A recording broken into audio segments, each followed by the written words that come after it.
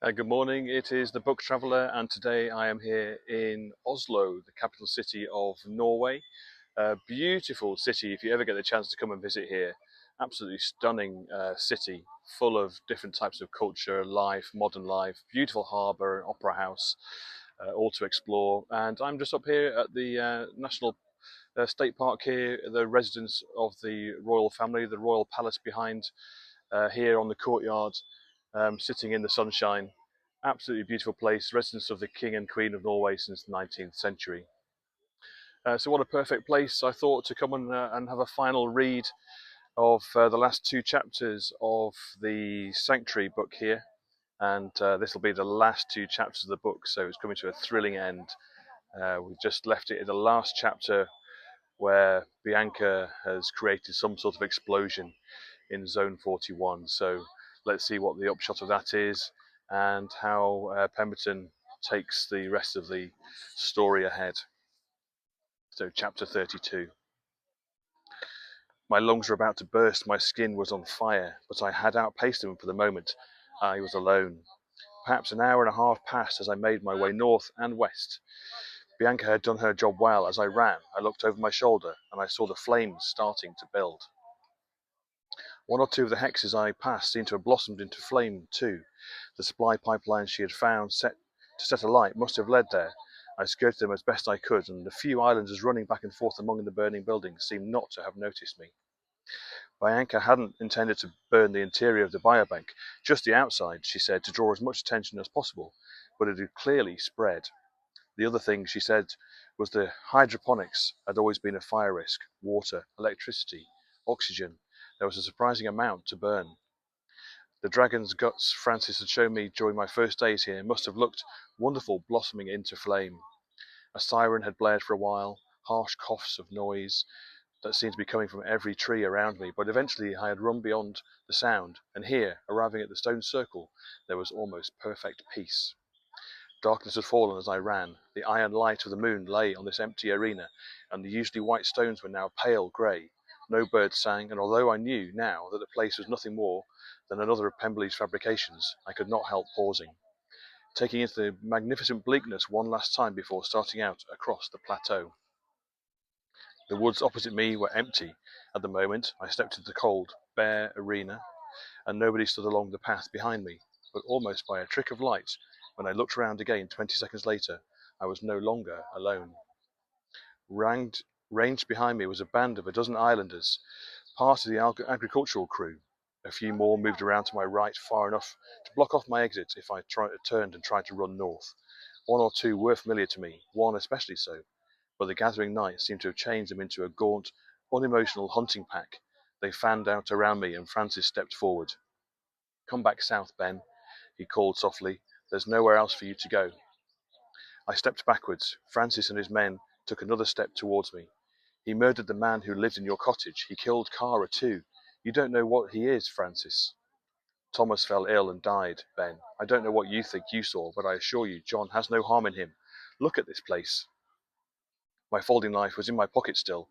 I tried to look casual, slipped my hand inside and pressed the button to release the blade. I risked another step back. They took two forwards. Francis spoke again. "Don't do this, Ben. You can have a fine life here."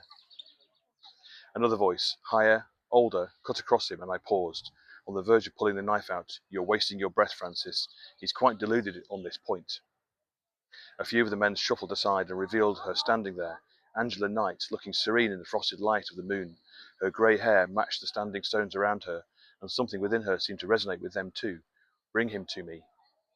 Francis started towards me, a man on the other side. I called out to him as he approached. "Francis, John is a killer.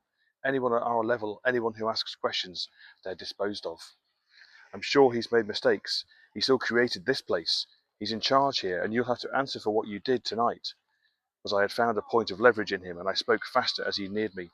"Francis, listen to me. You never told me what Thomas' tattoo was, did you? You told me he had a tattoo of a book, but you never said which one. It was called Nostromo. Do you remember? I only know because his body is still here. I saw it yesterday." Francis paused, held up a hand to the other men on either side. He was within a few feet of me now. "They've aged him, Francis. He looks 90, and the same thing is going to happen to you in a few years, to all of you, unless you listen to me. You'll never see your child grow up. Just take him, will you?" The noise was followed by a metallic click. Knight had produced a stubby revolver from somewhere, and as Frances turned, she kept it pointing somewhere between me and him. It was her only mistake, really, but it was enough to provoke him. "I take instruction from John, not from you." Her reply was crisp. "I assure you that John takes instruction from me, and you can take instruction from either of us. The island has plenty of bone-headed farmers." I spoke next. "Angela, don't do anything rash. He's about to become a father. Not if he doesn't do as I say." Francis looked at me, a long, appraising look. He muttered something under his breath. I could not swear to it, but it sounded like a little like Nostromo. Then, curiously, he gave me a wink and the ghost of a smile before turning towards Knight, but slowly, far too slowly. There was a roaring noise, and he stumbled backwards towards me. As he looked down at his chest, at a small rosette of red growing there, another bullet caught him and spun him in the other way, whirling him onto the ground like a brown leaf. The third shot found no home, nor the fourth, but a fifth and a sixth found the men on either side of him, and the group erupted in confusion. Half the men were moving towards Knight, half were scattering, all of them were shouting. I was forgotten for a moment, and in the tumult I turned and fled onto the road north, away from the circle, away from them all. There were yells as I went, but no more shots, and I could not tell whether Knight had carried the rest of the group with her. I sprinted along the path that had twisted through the woods, astonished that I had the breath to run. My legs were cramped, my shirt soaked, but I knew what I was looking for, and I could tell from the lack of immediate pursuit that Knight's authority over the remaining men had not been established yet. I risked a look back, and although I heard crashing noises away behind me, nobody was directly in sight. Keep going, until there it was, a log off the side of the path, fallen big enough to shield me from view. I vaulted straight over it down to a short drop on the other side, and then into a hollow, as far as possible into the soft, cool dampness, dislodging worms burrowing in like a desperate animal, a fox reduced to the base panic of the hunt. The noise of the pursuit passed me, fading to nothing. I even glimpsed one or two of the men through the trees, heading north, but they did not turn back, and within a minute they were gone. Still, I waited, and a few minutes later I heard quiet steps on the path. I knew they were Knight somehow. I did not move. And the steps faded, following the main party that had been looking for me. I was alone again. I stood and started moving west towards the coast. I reached the cliffs before long, and after only a minute or two found the staircase. In the darkness, twice as alien and unforgiving as before, it was lit only by the stars above and by the wavering half-moon occasionally shrouded by clouds. After a long, careful look around to make sure I was alone, I began my descent. The journey down would have been treacherous even with proper equipment, climbing shoes, ropes. I had nothing, and so had to move with tortuous slowness. Some of the steps had worn away completely, so smooth and weathered they had lost any purchase, and I had to stretch myself to step over them. Even on the intact ones, the carpet of slime covering them was like skin robbed them of almost all the grip they might have had. Every step felt like the beginning of a disastrous drop. Now and then I slipped and scrabbled desperately for a purchase on the damp rock. When I found stability again, I froze for a few seconds, as though that might help me stay inconspicuous. At one moment, an unseen bird cried out in my ear, and if I had not flattened myself immediately, it would have startled me from my position and sent me plunging down to the rocks below. After that shock, I paused again, and in that pause, I thought I heard a tiny noise from beneath me, although it stopped after a second, and it might have been my imagination. Down, down, down, for an age, I descended. Sometimes backwards on all fours, as if descending a ladder, sometimes slithering down my back, jabbing sideways for purchase like a strange insect. There was no shape the staircase didn't demand me to assume at one point or another. It felt like the island was enjoying one last game at my expense, forcing me into strange new contortions, testing my desire to leave. It was endless, and added to the exhaustion of last night. I felt, more than once, as though I'd slipped out of the living world into a kind of purgatory. There was only the staircase dropping away ahead, and no matter how long I crawled for, the ground seemed no closer than at the start. I had been descending forever through an eternal night, and if I tried to climb again, I would surely grow exhausted and fall. Eventually, the ground beneath looked a fraction nearer, and another age after that I was finally upon it, my muscles racked, my clothes soaked from the damp surfaces. I looked primal, like the first man born from the mud. But I was here, and past the worst. I thought of John's words about the bottleneck, and wondered if the island had started through it yet. Here, then, was the bay Bianca had directed me to this morning. The walls of rock on either side were sheer and forbidding. Behind me, the top of the dark cliff was hardly visible, although there was a slim line of total darkness between the stars that marked where it ended. Before me, the ocean lapped at small, rough stones, and a narrow pass led to the open sea outside. Beyond that, standing pale in the moonlight, I could just see the sea stacks, the devil's chessmen. In my addled state, I wondered if John had built them too, and scattered round me on the sand were a dozen wrecks, boards and engine parts and rudders, strewn as if they had just crashed here. More pressingly and closer, Bianca had promised it, and there it was, bobbing in the water, tied to a stake buried in the rocky shore, a boat, smaller and slimmer than the one I had arrived on, without an engine. Its oars were tucked in to the bottom. There was a sound over to one side in the darkness like the one I had heard before my descent, a little shift of the rocks. That must be her. I started towards the overhang at the side of the bay. She might have been injured setting the fire or since then. At least she had got here. She could not have been too badly hurt. What if she had fallen, had only managed to crawl here? But there she was, in silhouette, hunched over a weak light facing out to sea. I breathed out in relief.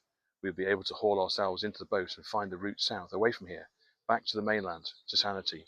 We could still stop this. Bianca!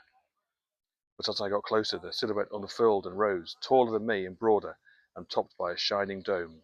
Sir John. I had known he was a large man, but to see him now, I realized that the veneer of civilization had concealed his strength. His feet were bare, and the clothes he had worn to the ceremony had been stripped back to only an undershirt and trousers. His face seemed a little scorched on one side, as though he had been singed by the fires his daughter had set before making his way here. He stepped towards me, and I moved back. He looked like a burned god. Neither of us spoke for a second. Words seemed unnecessary. I had said everything I needed to earlier. Then he opened his mouth. I thought my daughter might do something this stupid, but I expected better of you. I'm happy to have let you down. You came down here, though, didn't you? I had enough sense to predict that. You people thinking you know this island better than me. I know some things better than you imagined. I know about Green Martin. I know about your father, and about your life at Hillcrest. His face was quite still in the moonlight, reflected off the waves. I know about telemetric abrasion too. You've done wonderfully, Ben. Looks like you found every fact about this place but the most important one. What's that supposed to mean? Oh no, Ben, you tell me? You're the great investigator? All I want to do is leave. You think we haven't prepared for fire? He laughed. We've prepared for everything. This place will survive. He glanced up at the cliffs, and there seemed to be an orange glow there. Perhaps the fire had spread further, faster than I had anticipated. Now the islanders have heard the truth about you. They won't stay. They'll find a way off. Knight has started shooting people. They won't. They're tied to the island now. You've changed nothing, he sighed. It's such a shame what you've tried to do. You would have been a good steward of this place, but not now. It's true, isn't it? What I found, the extra hex, the rats, Thomas. It's not my job to tell you the truth. All I have been doing here is suggesting another way forward. Jesus, somehow I still had the capacity for shock. Bianca was right. You have gone quite mad. Either that, or you've let my daughter infect you with her own madness. You have no proof of any of this. The extra hex, as you call it, was a place for our trials. All we wanted to do was extend human lives and wipe out invaders. Thomas was a terrible mistake. And now you threaten me. You try to burn my food. You kill my islanders. I was moving slowly towards the far wall of the bay, away from him, and I passed into the shadow of the rocks as I stumbled back. Not much further to retreat. John's voice was sorrowful. You could have had this whole place. You could have built your home here and had a family, and you threw it away. Kara believed in this place when she came here, John. She believed in this place so much she left me behind. She left everything behind because she thought you wanted to make the world a better place. But you killed her. I don't know how, but if she was alive, you would have produced her by now. I'm surprised you didn't try to rustle a copy of her. You fool, your Kara is on the mainland, alive yet. You would have seen her soon. She will be at the coast shortly, and tomorrow your time here would have begun. I shook my head, but he kept talking. As for my world, all I ever wanted was to create more life. My whole work here has been to do that. Look at what we have made here. Look at this place. He waved an arm. It's as garish with life, pure, superabundant life. Then you came, without knowing why, without knowing anything about me or about your own self. You tried to destroy my vision, and now you think you can simply leave? He stepped towards me again, then paused. I took the moment to glance down and snatched up a spar of wood that lay before me on the ground. It felt uncomfortably soft as I hefted it. John kept speaking. You'll have to kill me with one blow because by the second one I'll be on you, and I'm willing to bet you can't do that.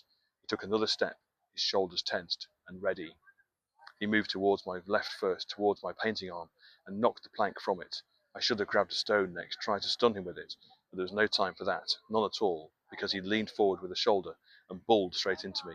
I fell backwards, scrabbled for purchase, kicked out in descending head and hands, but he absorbed the blows almost as if he had not noticed them, and he kneeled on my legs, holding them down with the weight of his body.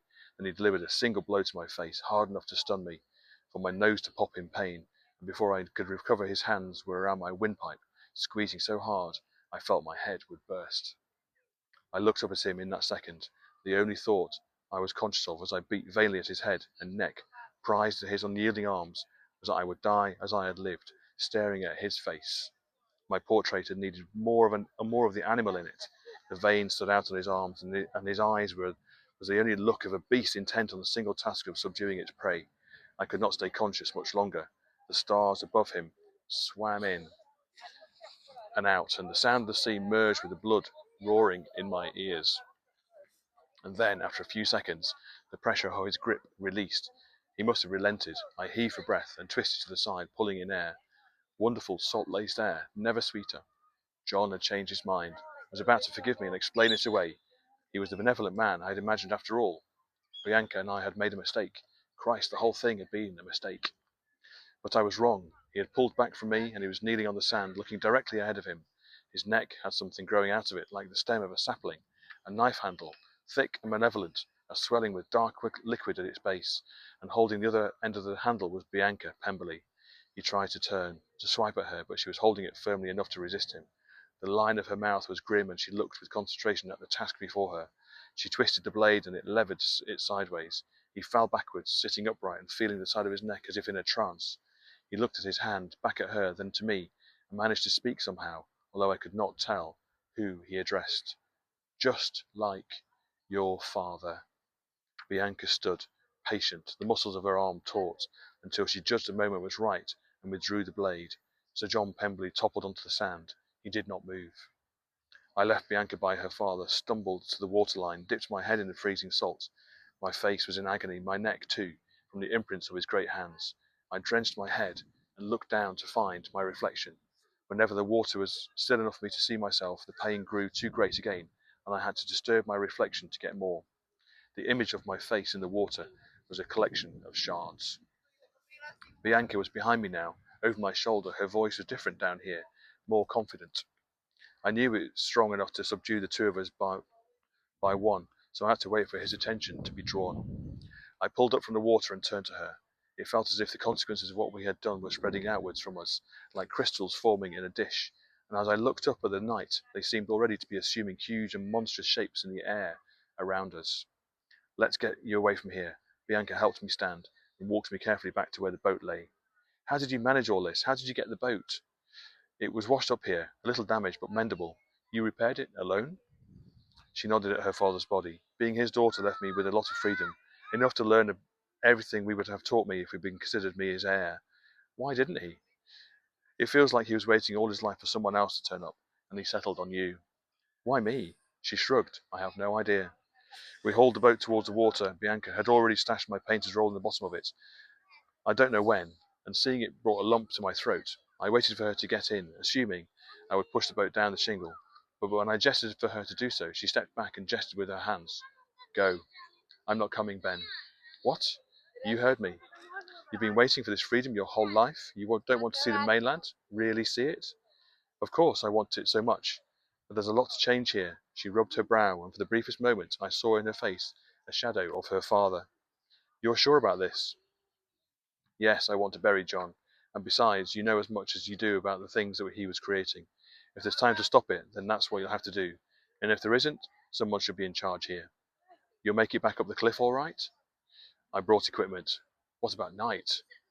I'll deal with her. She nodded, and her father's face recurred again in her own, like the chiming of a distant bell. You're sure you know which way you're going? After the fifth chessman, steer south past the harbour, then keep going due south for a mile. That should carry you into the old postal current towards the mainland. It's strong, and it'll do most of the work for you. Just use the oars to keep yourself in the middle of it, and you'll be back on the land, by dawn. There won't be anyone coming for you. She nodded towards the boat. There's a bag of supplies down there somewhere. How is the island going to survive? Well, either I run it myself, my way, or it won't survive. I haven't decided yet. Perhaps you'll find a way of contacting me once you find out what's happening on the mainland. Thank you, Bianca, for everything. Forget it. He said I'd found out every fact about this place but the most important one. He had a knack for saying things like that.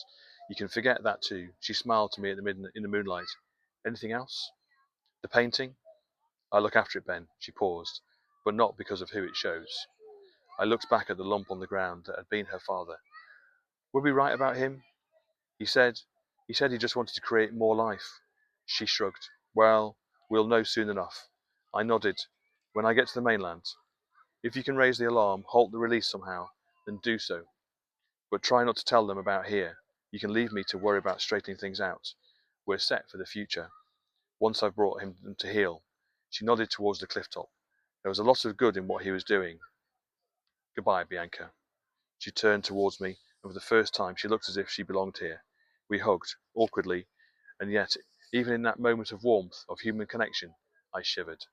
There was something about her that was alien and familiar all at once, and all I could think to explain it was her father's blood.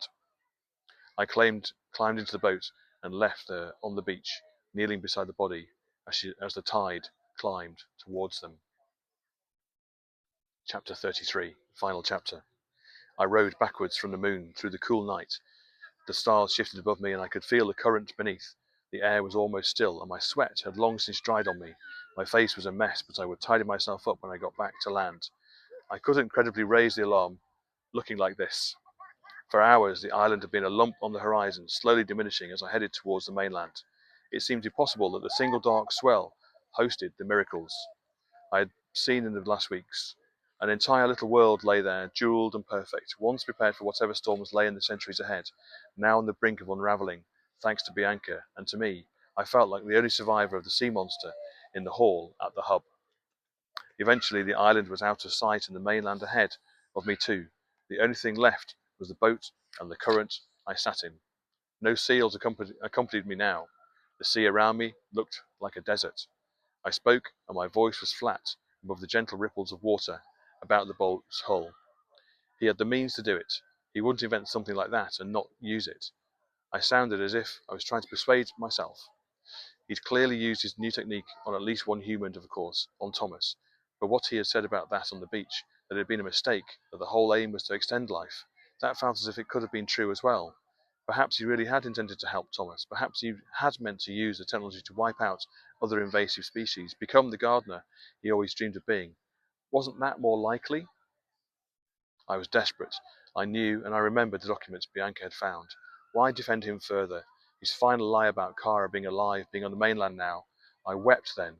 Wept for knowing I would never see her again. The island had swallowed her, and the vengeance gained with Pemberley's death had not filled the hole an inch. John had been turning into a kind of island god. Maybe islands need gods. A rival thought whispered to me. No, it was no good. He would have killed me on that beach if Bianca hadn't been there, and then returned to running his sanctuary without another thought. The portrait remained in my mind even as I wept, and the benevolence stitched through John's face, tangled with the power and the cruelty, those doubts, the memory of his face with its impossible combination of gentility and evil stayed with me for a long time as I sat and pulled at the oars, gently keeping the boat in the current, carrying it to shore. The memories lasted until long after the grey hour had lifted and the sun had broken through into a dawn of unexpected, sparkling beauty. I rested the oars beside me and took the notebook from my pocket. It held Thomas's hideous drawings of John, and I felt great disgust. I stretched back my arm to throw it as far as I could into the sea. It was the final bit of evidence of the place I carried, and yet I lowered my arm. It might prove useful back on the mainland, might show whoever I could speak to that things had been seriously wrong there. From the pouch at the back I took out the photo I had copied from the archives, the photo of the community at Green Martin. What had John said down at the beach? Looks like you found every fact about this place but the most important one. I looked closely at the photo again in the early morning light for some time. Isaac Mann stood in the centre.